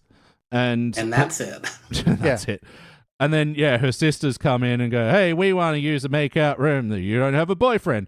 And we've found this French-Canadian Mountie guy who's clearly an adult. Still with shackles on. Still with shackles on. And then later at make-out point, well, Bart and Mary are at let's just talk point. Actually, just while we're there, I did like the joke with Squeaky Voice Teen, and this ended up being an inadvertent cuckold playlist where Squeaky Voice Teen and Shauna were making out, and Squeaky was like, oh, can I meet you here tomorrow night? And she's like, sure, I'll be here making out with my boyfriend. Her boyfriend's in a parked car across the way and just like gives him the finger guns. I'm like, yeah, positive cuck jokes. Maybe this is another Tim Long thing. I do not judge. Look, that's why we got to talk to him and just see, how's he doing? Is everything okay? But yeah, so... I don't even know how it says. Like Mary's like, yeah, like there goes another relationship. Oh well, at this rate, not even creepy guy in the bushes is gonna want me. She says she's like 13 and unmarried, which for like a hillbilly child, means time is running out. Yeah, and something about settling down with old Joe Clavey there, and anyway. Who's in the bushes, and also he's going man. tick-tock, tick-tock, yeah. because this 13-year-old's almost too old for this grey-haired man. But yeah, I agree in that way that, because of those sort of more darker jokes that, like, I mean, not that The Simpsons ever shied away from doing dark jokes, but this didn't. It's the amount of them. Yeah, a lot of it's in the phrasing as well. Like the one we're talking about where all the bullies like pester Bart to go, bully someone else, and so he does, and then Kearney goes, oh, this totally makes up for the fact that I'm failing math or something, and then Jimbo goes, yeah, and it makes up for the fact my dad beats me. It's like, if it had just been, that totally makes up for the fact that my dad bullies me, it would have been far less uncomfortable. It's just a simple change of phrase, but they had to use beats, and it's like, that's uncomfortable. Yeah. But yes or no, would you watch this one again? No. Still no. Still no. Not even in the playlist of cuckolds or Mary Spuckler or... You know what? Not my first choice of playlist. I might chuck on something else or many other things before this. Episodes to put on while there's someone in the other room with your partner. Yeah. But anyway... Ones with Woody Allen vibes. Those ones. BT, what would you like to change about this one? Cut those, jokes because they're uncomfortable, and just, I don't know, man. What are we even aiming for here? You know what? Aim for something. That's going to be my thing. It's not even aim higher, just pick a direction. Yeah, I mean, it doesn't fully feel like Bart even understands what he did wrong. Again, he just seems mostly bored by Mary for the most part, and then he wants her back, and if it was about I thought I wanted her when she moved to New York, but it turns out I don't, and this is how he kind of finds that out. It's not great, but it's something. Or, just an idea that, even if you do everything right, you're not going to win, so he makes the big apology, make that apology better as well. Even Homer's arc doesn't really work here because he makes a big apology to Marge, but then... like his thing was he wasn't paying attention to her, so it's a big grand gesture doesn't change. And I think, is this the one where he has the list of here's something for you, and she opens it and it's a completed chore list. He's like, and I promise to get to those chores sometime this year. It's like, but her problem was you not listening to her in the moment. So I don't know. It feels resolved incorrectly as well. There's like the beginning of an arc and there's an end of a different arc. Make it one arc and make it make sense. How about you, Diana? So in addition to getting rid of all the unpleasant moments, I'm struggling because I'm thinking like anything that would negate the previous episode is not good.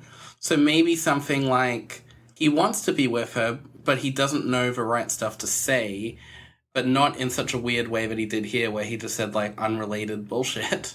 Yeah. Like try to do things that he thinks she would want to do. And then it turns out it's the wrong thing. I don't know. But I guess the episode already kind of did that. I don't know. Just make Bart likable, for Jesus Christ.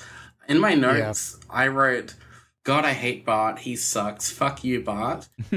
God, this episode's even worse than the other one.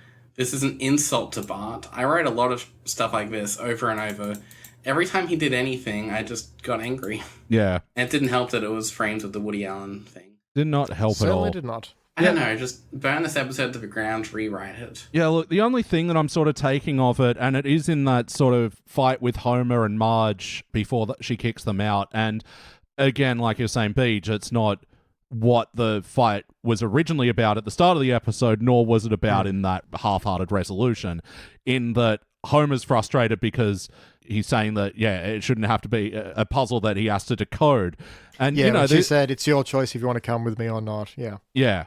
And, like, they do frame it as a fucking traditional husbands versus wives. Like, it reads just like fucking 80s, 90s stand-up in this way. But, like, it just should be a thing that's common with partners is that, yeah, you kind of just can't hope that they understand, you know, to read between the lines and some things.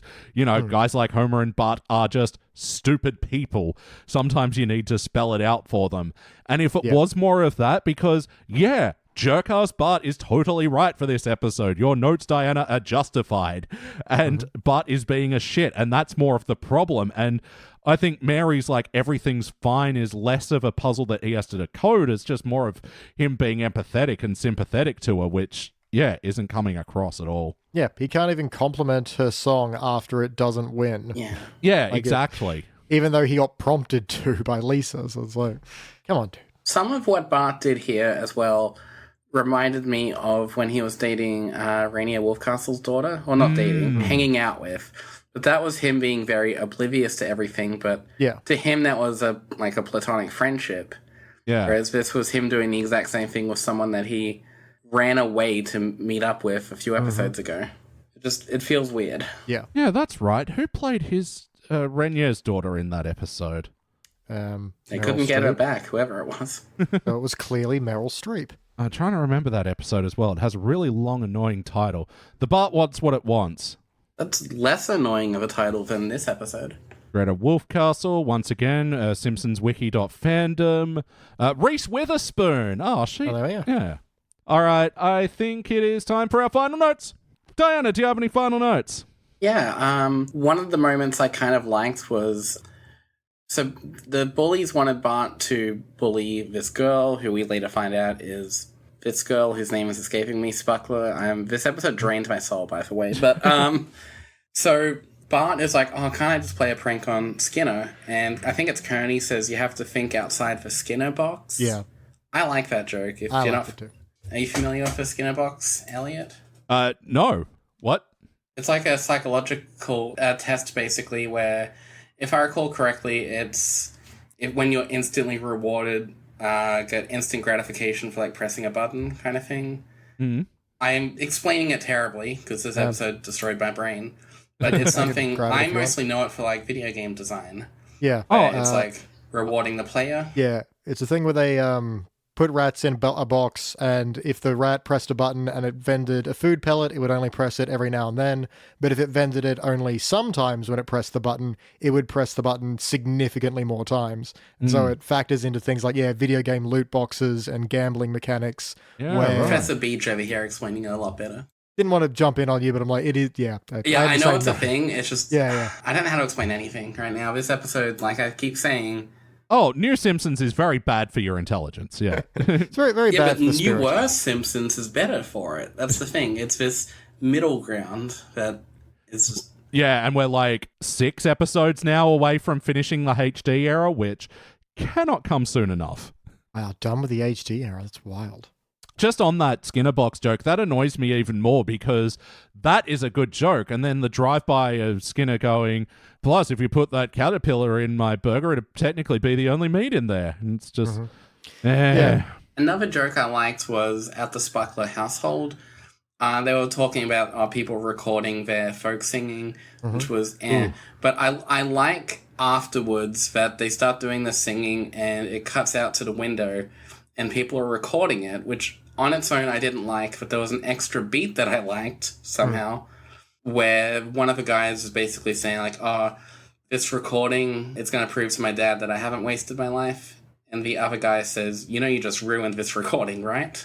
Yeah, I like liked that that. joke purely because I was writing that this guy's ruining his own recording, and then he said it, and I'm like, well, fuck me then.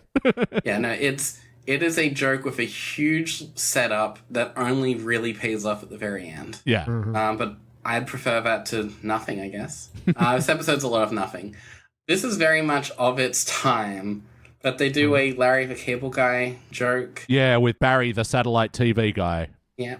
And it's like the no longer racist comedy of the satellite guy. And I just like that he says, isn't it funny how all people are equal of worth? And that's just the entire joke set up. And I just kind of find that funny. It's a great And joke. he goes on for several extra beats about his ex-wife, and I don't care. Yeah. But I just like that. Yeah, reminds me of the Hooray for Everybody singing the Walk on the Wild Side cover. And they're like, and all the racists sing, which was like only a joke I got much later in my life. I was like, Yeah. I only got that joke for the first time like last year. oh, nice. Yeah, it's one that's like, again, as a kid, you don't notice it at all. And then you find out about the song, you're like, ah. Did you see the rhyming dictionary that Spuckler was using during the song? I saw there was an extra joke there, but she was kind of burning it while before. It said that it was edited by June Moon. That's okay. Like, it's not amazing, but I like it. Yeah, no, it's always funny when you consider people who named their children first names that rhyme with their last name. Like, I remember my sister-in-law when her and my brother was having kids, and they were like talking baby names, and she's like, "I've always wanted to name a daughter Teal," and he's like, "So Teal O'Neill?" She's like, "Well, fuck, there goes my Yeah, fucking-" you got to say it out loud. Yeah. I'm gonna put this in isolation because technically it should be fine, but maybe it's, I don't know. So at work we get, orders come in, and there was one that was Jane, and then her last name was Kone, and we're like, Jane Cocaine? No, she must pronounce it differently. It must be like Kakayan or something like that. But then she came in and was like, "Oh, hi, I'm here to collect my order." And they're like, "Oh, cool, what's the name?" It's like, "Oh, Cocaine." And she's like, I'm sorry. So there is a Jane Cocaine out there, and that is like... She's just fucking with you. No, I mean, that's the thing. It has to be the same as on their license, because we have to check their license for them to pick up their order. So her name actually is, unless it's not pronounced, but she seemed too old to be throwing out the references. So I don't know. Could be. I wonder how that family name started. So yeah, I'll remove the spelling just so we're docs free here. But it wasn't spelled like cocaine as we know. It was a different spelling of cocaine. Yeah. Yeah, but so I thought maybe it's pronounced differently, but nope. Jane Cocaine out there kicking ass. I like to imagine she's like, a drug lord from the 70s who managed to get out and still has an empire of coke. Oh, a name like that, you got the drug lord path or the rock star path, and I hope you took it's both. one of the two. Ah, yeah, absolutely. Want to hear she was like Hendrix's supplier back in the day or something. And drummer. Yeah, yes. Keep it with the drummers. You really like not talking about this episode. I Sure, wonder why. Duke. Do you have any more notes about it? Just two more. One is a Marge moment I liked, where she sees Homer's apology letter and she just goes, cursive. Oh, yeah. I like that. I like as well, at the end, right when the credits are about to start, they do a small little mid-credit sting.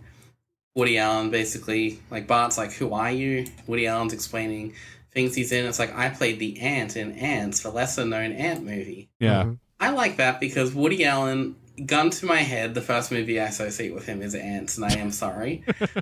I loved that movie as a little kid, and it's my favorite ant-related movie. Yeah, I still haven't seen it, and No one has. I am convinced it doesn't exist outside my brain. No, I've seen it. Yeah. It exists outside your brain. I can confirm. Wow. That's also a dark movie.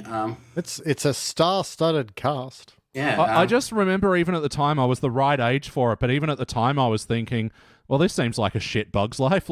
Yeah, but it stars Woody Allen and Sylvester Stallone as buddies. Jennifer Lopez, I think, is in it. Yes, amazing voice actor Sylvester Stallone, and person most known for voicing herself, definitely. Don't ask any more questions, Jennifer Lopez. And it has the horrors of war. He gets to pick up someone's decapitated head. Oh, wow. That scared me as a kid. When are you going to watch that episode for your podcast? Because Woody Allen's been in The Simpsons now. Well, it's not people who have been parodied in The Simpsons that will review You'll them. That would run be out everybody. of things soon enough. But if there is any Simpsons regular cast member in Ants, then yeah, it's absolutely up for grabs I'm looking it up. reluctantly right now. Check it out. I would not be surprised, to be perfectly honest. Oh, the amount of... That's the thing that we've learned on Starring Springfield. The amount of Simpsons actors who pop up in other shit is They get around. astounding. Yeah. BT, do you have any other notes? Yeah, I do. There's something I do like about returning character returning in the same season, because the last one we watched was, episode 1 of this season, and this Yep. one was, 24, whatever it was? So- 12, so yeah, about 12. halfway through the season, yeah. Yeah, no, first I thought it was odd, because usually they put so much time between them, but there's something like, no, I like that this, if it was better, it would have given Bart a bit more of a season arc, rather than, 2 episodes 10 years apart. So, yeah, I kind of wish they did that more. The only thing Mary Spuckler did do with her, Hollywood lifestyle was a magazine ad where she's for perfume, where she's just holding a bottle and the bottle just says, "Show him you don't have cooties." I don't know. There's something about that. Oh, okay. I actually didn't mind the joke there where you go, wow, your hand looks great. It's only my thumb. There is something funny about that, how, photoshopping people in, advertising and stuff. Even to the point of, hand modeling. Yeah, I like Model A's thumb. I don't like Model B's index. Yeah, that sort I of can shit. imagine it happening. Yeah, fully. There's a very weird tell then show joke where Mary shows up at Bart's play at the Simpson house, and Homer's coming down the stairs, and he's like, "Oh no, company! Good thing I wore the underpants with a hole in the side." And then he turns, and we see the hole, but there's no extra joke there.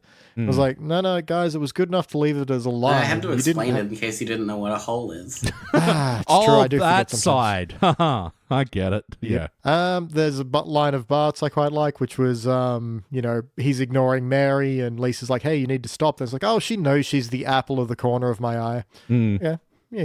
Again, we get some live action film in The Simpsons, which we always hate, and I hate it here. Le Where- Regal de Jeu. Okay, let's trace this. A Renoir movie. A caricature drawing of Woody Allen pops out of the drawing, and to give Bart romantic advice, and it's to go see this movie with Mary, but both Bart and Mary are asleep, and he's like, "But I like this movie," which begs a lot of questions. Did Woody Allen literally come out of that drawing, or is this in a figment of Bart's imagination, and then it's giving him advice for movies he doesn't like? Dr. Colossus is trying to play tricks on Bart. Radiation leak of some kind? Yeah, I believe it was Colossus. Well, because that's the thing, and it comes back to the, point that Jordan made, and I think a few other people have, that, Itchy and Scratchy is drawn in the style of The Simpsons. Are they seeing it as real footage? And it's sort of the same here, where it's like, Woody Allen is more or less here drawn in The Simpsons style. It's just, he has a big head. So, it's not even immediately obvious that it's a caricature come to life.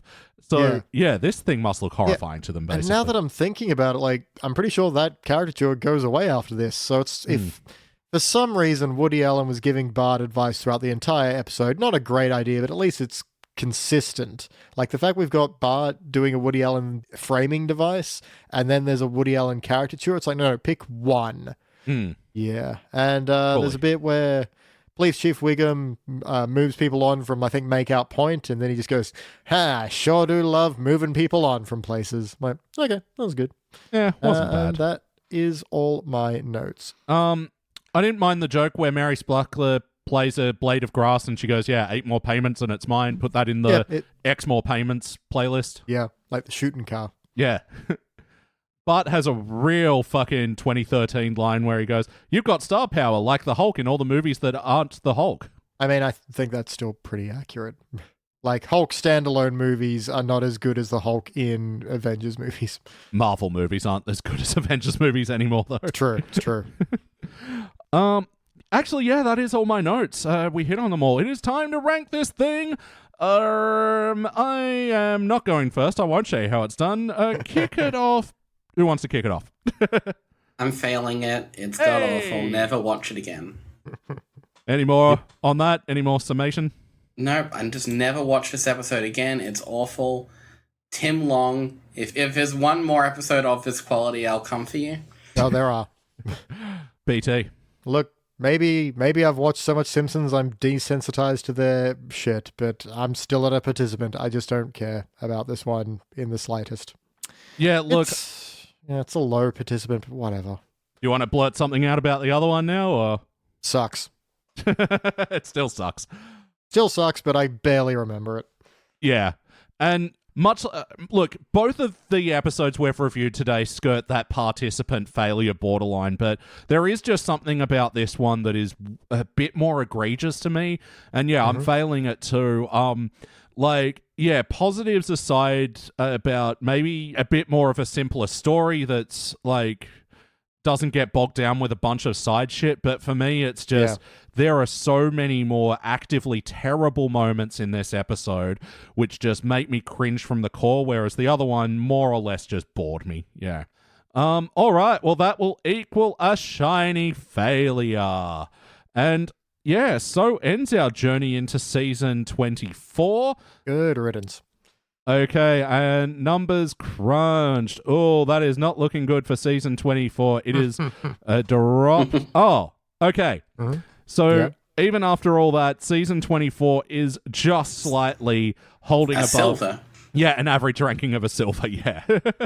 No, season 24 is just holding its current spot as the 27th best season.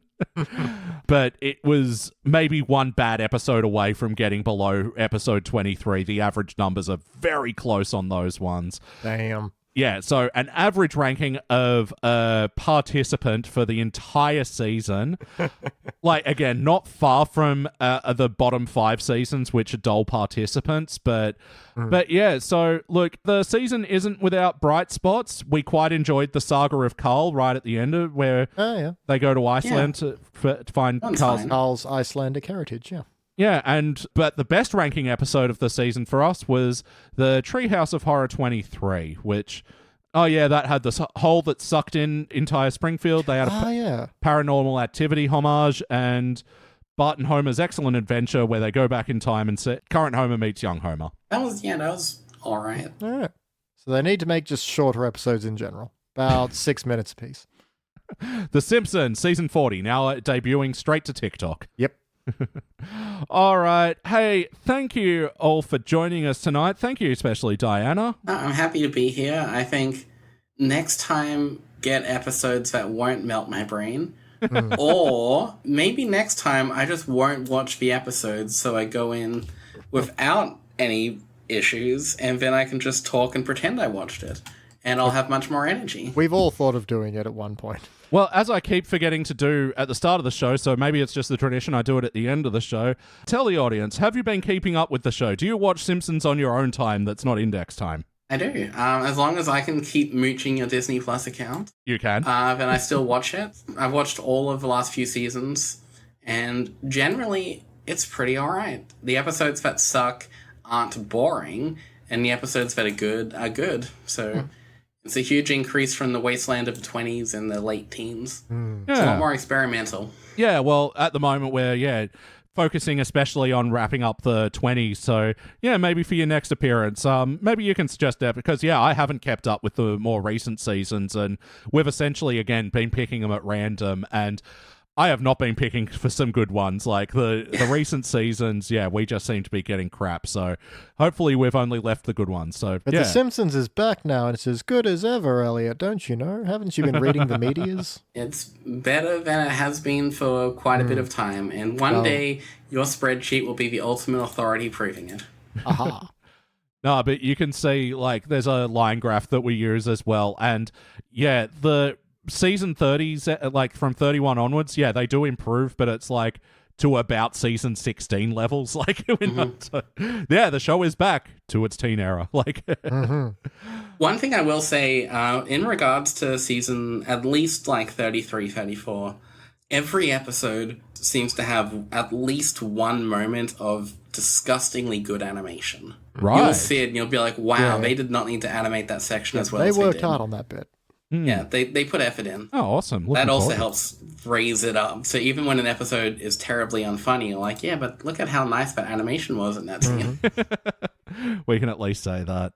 But what if people want to check out more of your stuff? What are you up to on the internet? So I'm still on YouTube at youtube.com/@freezer94. So I do videos on handheld video games. Most recent one was on a Wonder Swan port of Clock Tower, which was a Japanese-only Super Famicom and PlayStation game.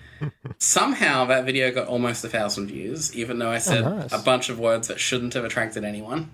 But yeah, I'm doing that. I'm working on a video right now of the first ever WarioWare, Cool. which is a very nostalgic game to me. Yeah, because I remember talking with you about WarioWare and how, like, I'd only know it as the console game, so it didn't make sense to me as a handheld because they always sort of felt like party games to me, but then you were like, you have to go back and check out the old ones. And You do, and like it helped, especially if you were a kid at the time, because obviously you're not driving, you're sitting in the passenger seat of a car. Or you can play your game at night and not have to worry about waking up early the next morning drained. It was nice. Yeah, but they've added one, maybe two of them to the Nintendo Switch Online as well, and yeah, they are delightful games. But Yeah, the one on NSO for Game Boy Advance, that's the one I'm talking about. Oh, cool. And surprisingly, they re-released that game on GameCube as a multiplayer party game. Oh, no way. So you get both ends of that spectrum. Oh, but yeah, awesome. that first game was a GameCube game as well, where it was the exact same game but with added multiplayer. Yeah, but I mean, yeah, on your channel, talking about lots of various handheld games and like games that you didn't expect had ports over to the smallest screen, and franchises such as Donkey Kong Country and Banjo-Kazooie and Resident Evil that had handheld editions. Yeah, Resident Evil on DS is an amazing game. Yeah. I can't believe it made it. And I kind of wish 2 and 3 also came to DS. Yeah, so there's lots of awesome stuff there, so go check that out. I'll put links to everything in the show notes. And just to plug someone else for a second, oh yeah, Yep. the YouTube channel DK Vine, they're also a website that's been around since 1999, I think. Wow, holy crap. They've been covering Donkey Kong and what they consider Donkey Kong related media, like Banjo-Kazooie they consider a spin-off of Donkey Kong, because I'm not going to explain all the rules, but there's a list of rules. It's very pedantic. It's bullshit. I love it. The point is, they covered a game recently on their podcast, Saber Wolf, for the Game Boy Advance, and I've done a video on this game as well. But it is a very obscure Game Boy Advance game made by Rare. It's a revival of an obscure ZX Spectrum series from the 80s. I was on that podcast. It's fun. It's almost 3 hours of me saying bullshit, but I have more energy because it's something I love and not the Spuckler episodes of The Simpsons. Yeah, I'd recommend that. Awesome. Yeah, happy to put the links to other people's stuff in the show notes, especially if definitely. they start people we like. Maybe we'll get them on. We'll see. Yeah, why not? They're great guys. Too bad there's not any episodes which directly about Donkey Kong, but there's several Donkey Kong references across The Simpsons. There's a Donkey Kong in one of the episodes. He knocks You still got it, Donkey Kong. Yeah. He's still got it. Yeah, I can't remember that guy's name. What's the guy who's the That voice? joke is weird to me because that was thank post you. Donkey Kong Country, but they're acting like Donkey Kong's still the arcade thing from Yeah, the 80s. he was in vogue then. Yeah. Yeah. It's always about barrels in some capacity. And BT, what if people want barrels more of stuff of what we're doing? Well, they can head on over to patreon.com/sidequeststudios, which has so many barrels from you to choose from, including our brand new podcast, Did Mo Fuck It, where we look at all the lovers Mo has had throughout the entirety of the series and discuss what This was is a that joke. relationship and where did it go. BT And, is I mean, joking right now. This has to be Am made I? like when Conan O'Brien did hornymanatee.com and they had to make it a real website. Look, Oh, okay, another well, Conan reference. Yep. Look, if it gets clicks to the webpage, we're going to have to make it. So you How decide our much money fate. do you need on everybody. patreon.com before you start talking about Mo fucking things? $5. Look, we'll make This it a is a stretch goal. Yeah, stretch goal. if enough people sign up to the $100 tier, but for now, Do not tempt me. I'm struggling to pay rent, but I will do it if it gets us there. but for our very reasonable, cup of coffee $5 tier, what can people get? Well, they can get shows like Except When He's Not, where Elliot catches me up on all the episodes I missed and find out my opinions finally. And maybe, did Elliot change his opinion? Most often, no. You can also check out DVD and Dextras, where we look at all the DVD special features. Story of the Chalk, where Elliot, Danny, and I riff on what are the hidden episodes that Bart, what kind of troubles did Bart get into to lead to the chalkboard, and what is the episode that must have happened for that to be there. And of course, kind of our favorite and flagship is Starring Springfield, where if you recommend a movie that stars the cast of The Simpsons, we'll watch it and review it and tell you everything we can about it. Yeah, absolutely. So, yeah, we try to make it worth your while over there.